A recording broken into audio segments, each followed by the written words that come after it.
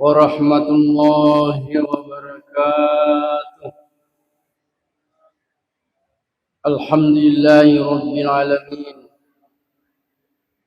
الذي أنزل السكينة في قلوب المؤمنين الذي هداهم إلى طريق السعادة في الدنيا والآخرة. الصلاة والسلام على خير الأنام سيدنا ومولانا وحبيبنا وقرة أعيننا محمد صلى الله عليه وسلم وعلى آله وأصحابه أجمعين. Jamaah maghrib yang dimuliakan oleh Allah Subhanahu wa Ta'ala, kembali kita bersyukur kepada Allah atas segala nikmat yang diberikan kepada kita semua, terutama nikmat hidayah, petunjuk dari Allah. Keberadaan kita di tempat ini tidak lain adalah hidayah dari Allah Subhanahu wa Ta'ala. Semoga hidayah itu kita benar-benar memaknainya sebagai bahagian untuk menambah pahala kita di atas pahala amal ibadah kita di atas bersada. Jamaah yang dimuliakan oleh Allah Subhanahu wa Ta'ala, kini kita berada pada bulan Sya'ban, bulan yang mengantar kita untuk sampai kepada bulan Ramadan.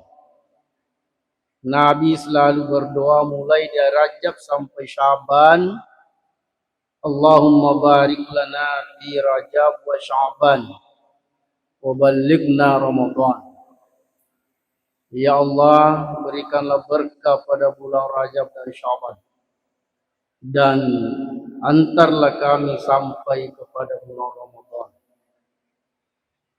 Tapi kalau bulan Sya'ban tentu kita doa dia adalah Allahumma barik lana fi Sya'ban wa ballighna Ramadan.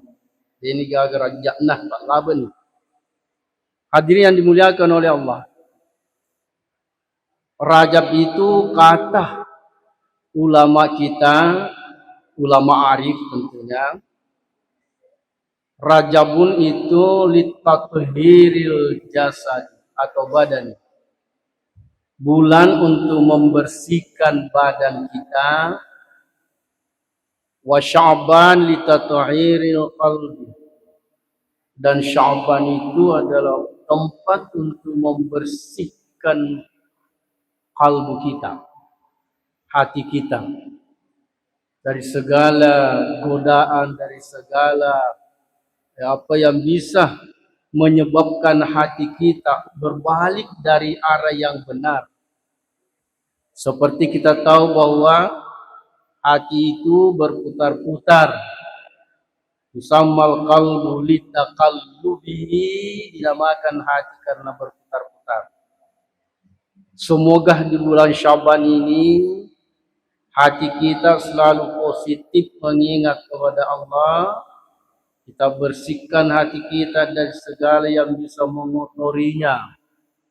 Di antaranya dusta, sekecil apapun. Dusta yang dilakukan, yang diucapkan tidak seperti itu, maka mari kita hindari.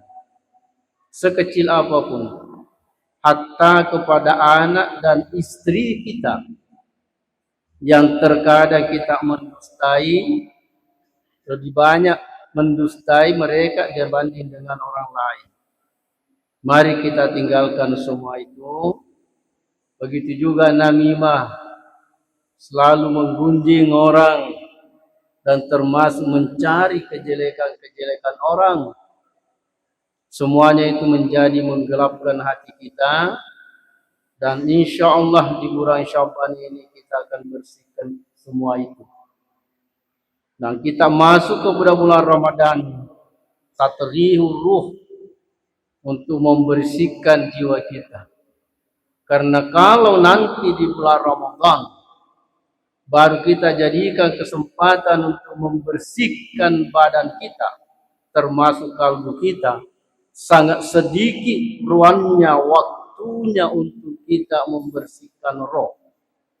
Karena itu kedekatan kita kepada Allah di bulan Ramadan sangat tergantung kepada kebersihan roh dan jiwa kita itu. Hadirin yang dimuliakan oleh Allah, oleh ulama arif mencoba membagi, memaknai, memberikan makna Syaban itu.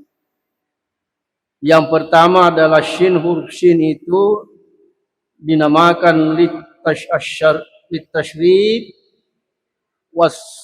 wasyafa'at. Jadi asyarfu wasyafa'at.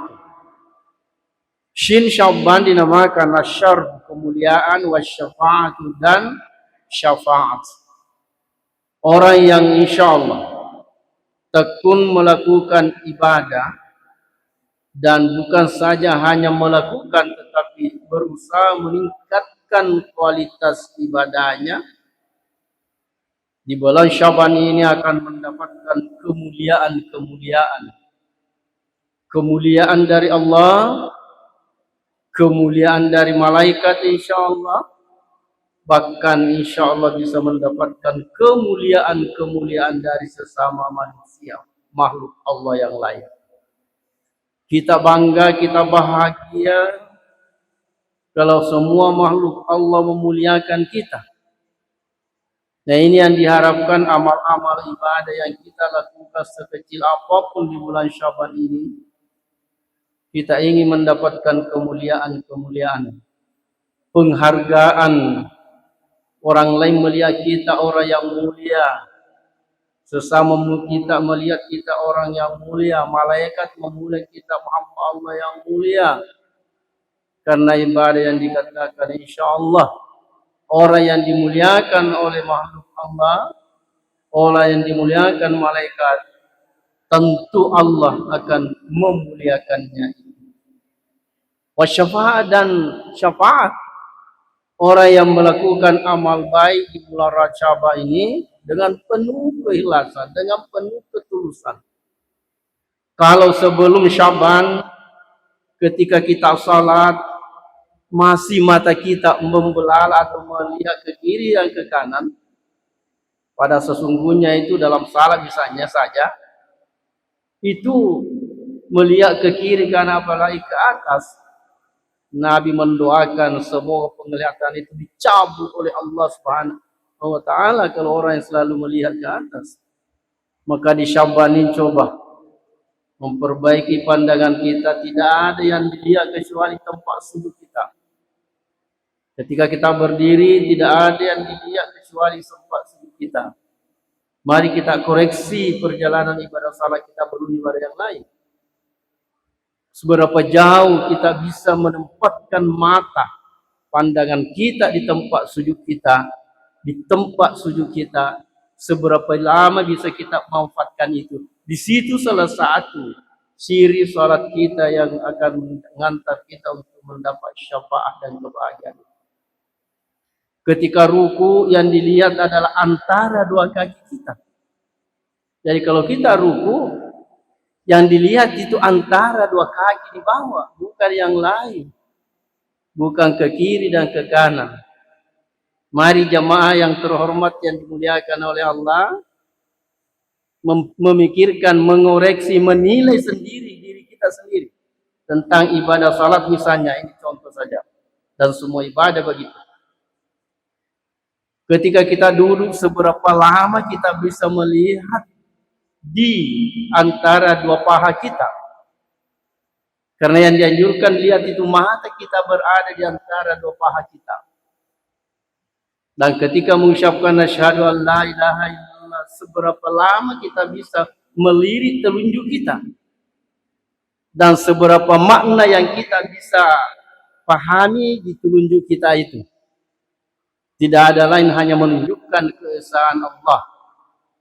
Maka dibaca asyhadu an la ilaha illallah, dianjurkan oleh agama kita untuk melirik kalimat telunjuk itu, bukan melirik saja, tapi dipahami maknanya bahwa menunjukkan keesaan Allah Subhanahu wa taala. Ketika kita sujud, seberapa jauh ingatan kita khusus kepada Allah, kita bingkai sujud kita. Enggak ada yang terbayang dalam pikiran kita kecuali Allah. Ini kualitas-kualitas ibadah itulah yang harusnya setiap hari muncul di kalangan kita, terutama insya Allah kita mulai di bulan Syaban ini. Tentu tanpa mengurangi nilai Ramadan, tapi orang yang sudah bagus ibadahnya mulai Rajab dan Syaban akan lebih meningkat kualitasnya nanti kalau di Ramadan. Contoh, anak yang sekolah SD, kalau dia tidak kuasai pelajarannya kelas 1, naik di kelas 2 tambah susah dia. Dan kalau dia tidak kuasai pelajarannya di kelas 1 dan 2, maka masuk kelas 3 tambah susah dia. Boleh jadi nanti di sana mogok, tidak naik kelas. Itu juga ibadah kita ini bulan Syaban Ramadan ini. Kalau kita tidak lulus di Rajab dan Syaban, boleh jadi di Ramadan nanti mogok kita ibadah kita. Boleh jadi kita beribadah tapi pahala ibadah kita tidak maksimal. Hadirin yang dimuliakan oleh Allah.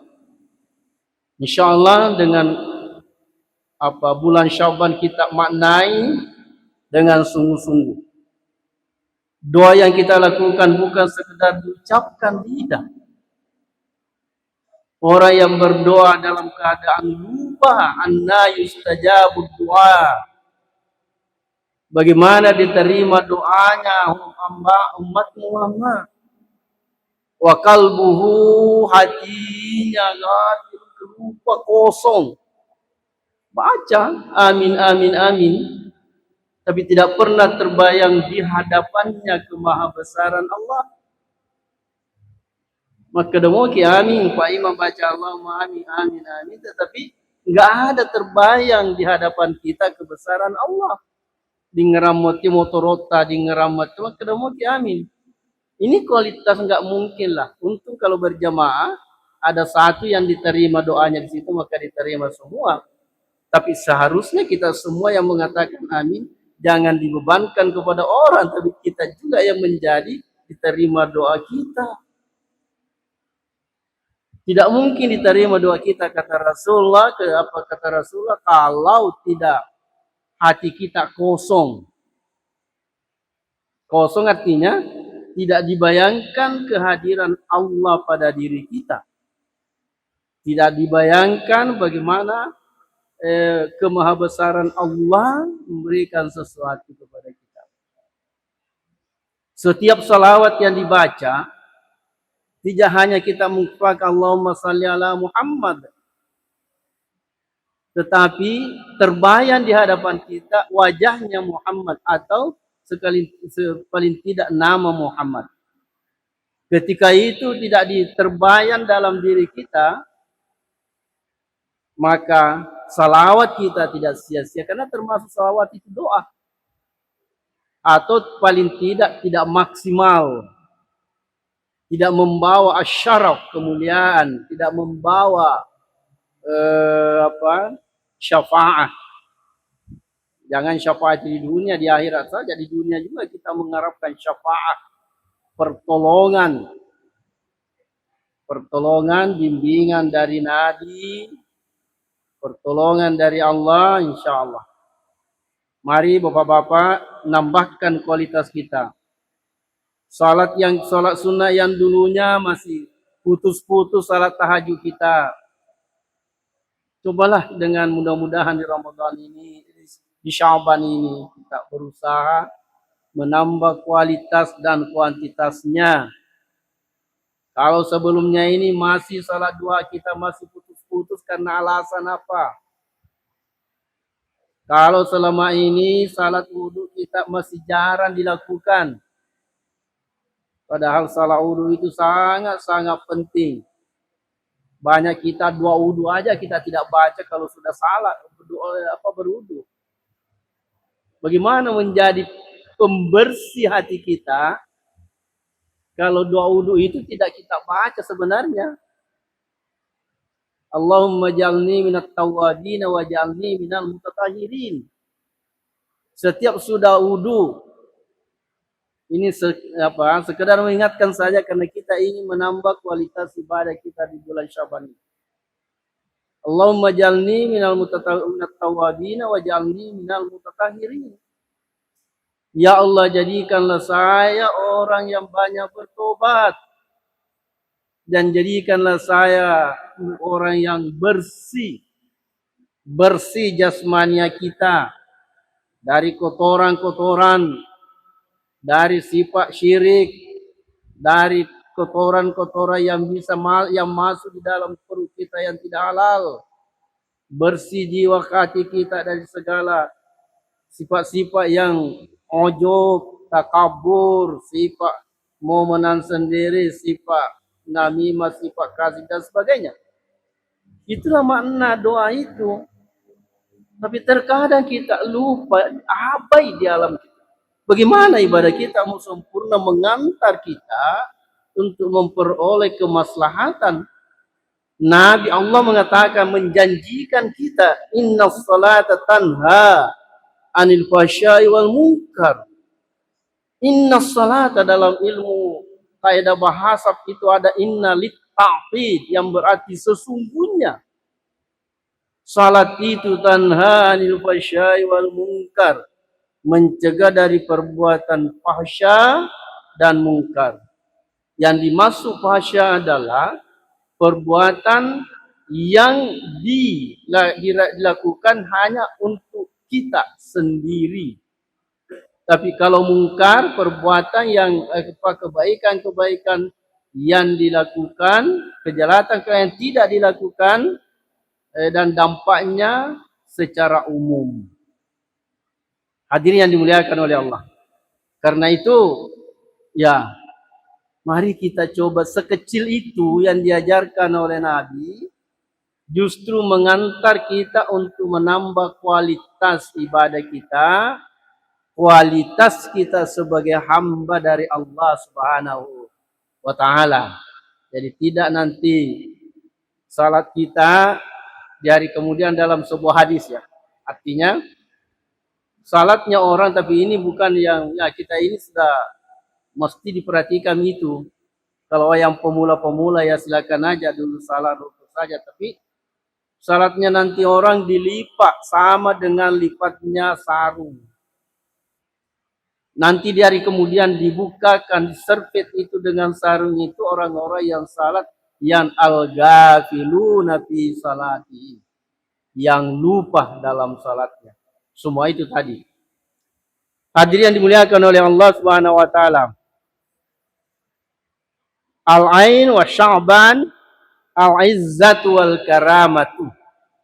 Kemuliaan, ketinggian, al-karama dan keramat, mulia.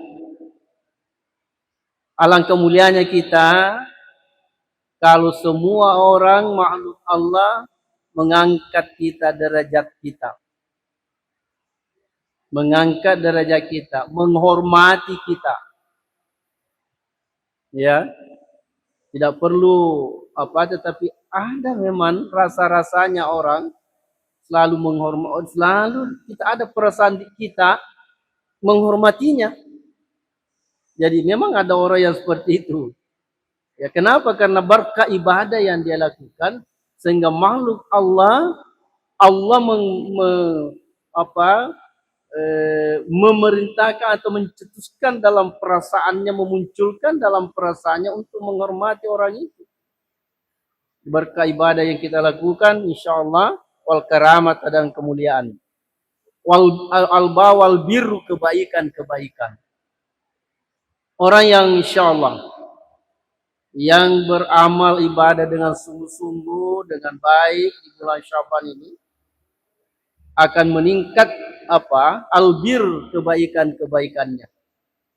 Akan lebih meningkat kebaikan-kebaikan yang dia peroleh. Insyaallah.